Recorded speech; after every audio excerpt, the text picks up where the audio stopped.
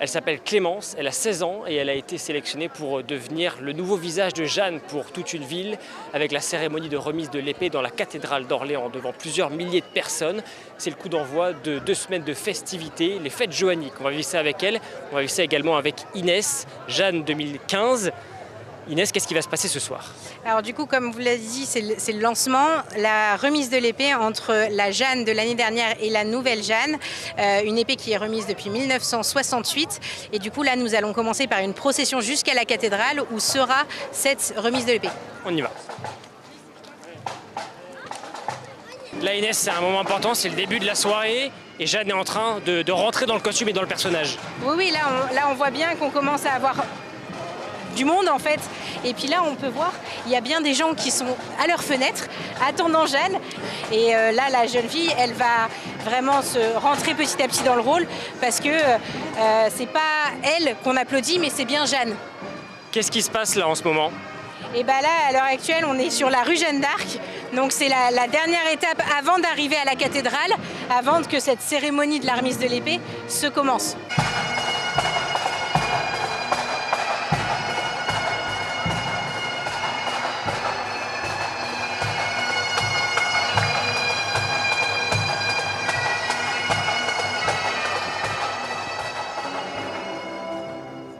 C'est vraiment le cœur de la cérémonie.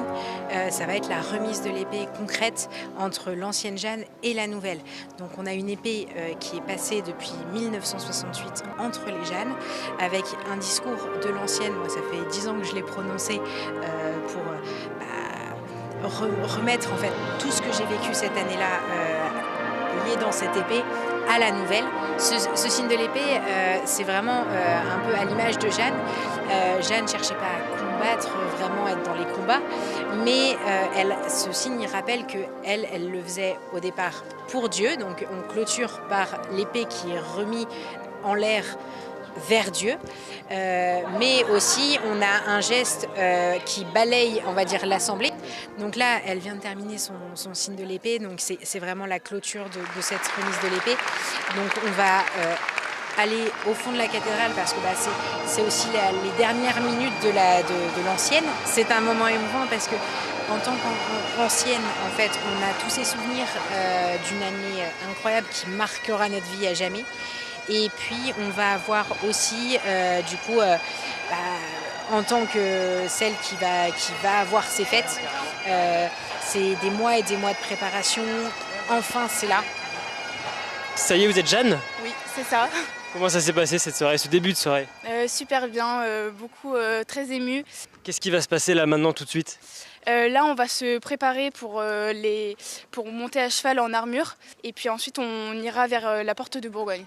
Le maire va me remettre les clés de la ville à la porte de Bourgogne. T'as pas dit, il faut danser maintenant.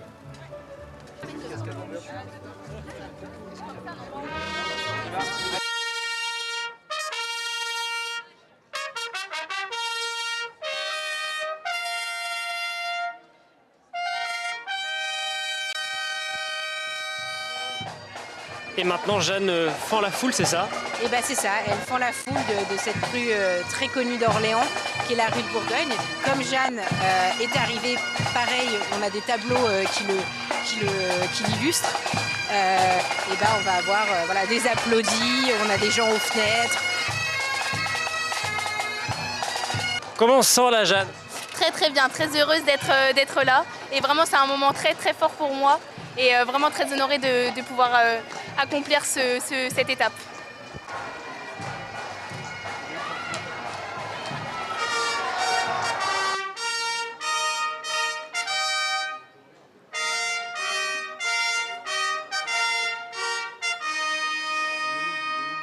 Le maire vient de donner les clés de la ville à Jeanne, symbolisant vraiment qu'elle était rentrée dans cette ville pour la libérer.